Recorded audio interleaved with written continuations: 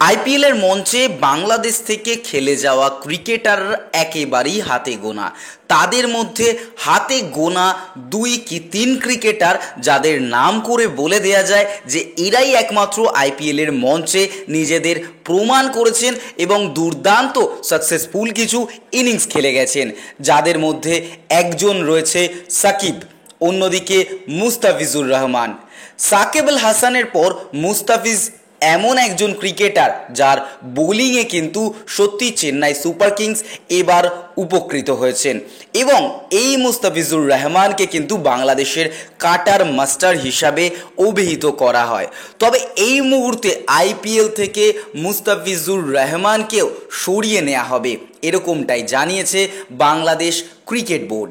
আইপিএলে খেলে যাওয়া মুস্তাফিজুর রহমানের আর আইপিএল থেকে শেখার কিছু নেই এমনই মনে করছে বাংলাদেশ ক্রিকেট বোর্ড এবং বাংলাদেশ ক্রিকেট বোর্ডের চেয়ারপারসন জালাল ইউনিস। আইপিএলের মাঝপথেই মুস্তাফিজুর চেন্নাই সুপার কিংসের ড্রেসিং রুম ছেড়ে ফিরে যাবেন বাংলাদেশে। জিম্বাবুয়ের বিরুদ্ধে কিন্তু টি-20 সিরিজ রয়েছে।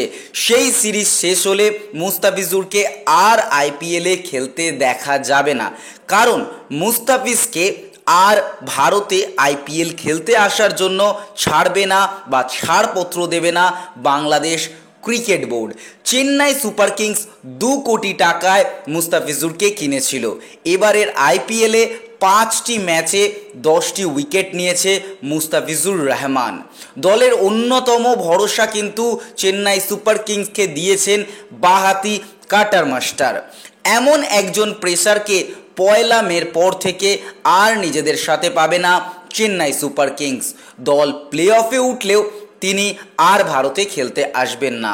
জালাল একেবারে এই বক্তব্য বলেছেন যে আইপিএল থেকে মুস্তাফিজুরের শেখার কিচ্ছু নেই, যা শেখার ছিল তা হয়ে গেছে, বরং আইপিএলে অনেক ক্রিকেটারের মুস্তাফিজুরের কাছ থেকে শেখার আছে অনেক কিছু, তাতে বাংলাদেশের আখেরে কোনো লাভ নেই।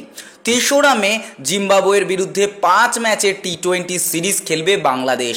শেষ ম্যাচ 12ই মে। 2রা জুন থেকে শুরু হতে চলা টি-20 বিশ্বকাপ। মাঝের সময়টিতে মুস্তাফিজকে বিশ্রাম দিতে চায় বাংলাদেশ ক্রিকেট বোর্ড। এছাড়াও জালাল বলছেন যে মুস্তাফিজ যাতে কোনো ক্রমে চোটগ্রস্ত না হন তার জন্যই এই সিদ্ধান্ত নেওয়া হয়েছে।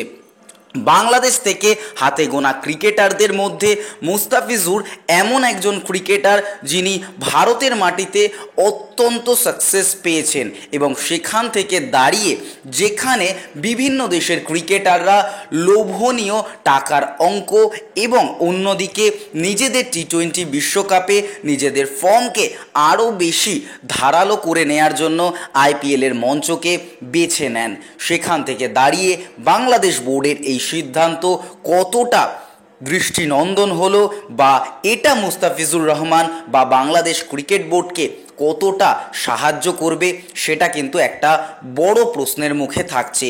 কারণ আমরা যদি দেখি যে টি-20 সিরিজের জন্য মুস্তাফিজকে দেশে ডেকে নেওয়া হচ্ছে, সেটা অবশ্যই একটা টিমের মধ্যে কম্বিনেশন প্লে খুব ভালো করবে। তবে জিম্বাবুয়ের এগেনস্টে টি-20 ম্যাচ খেলে আদতে কি বিশ্বকাপে অস্ট্রেলিয়া, ভারত, পাকিস্তানের সামনাসামনিতে বাংলাদেশ যথেষ্ট তৈরি হতে পারবে বা জিম্বাবুয়ে কি খুব উপযুক্ত প্রতিপক্ষ নিজেদেরকে প্রস্তুত করে নেওয়ার জন্য?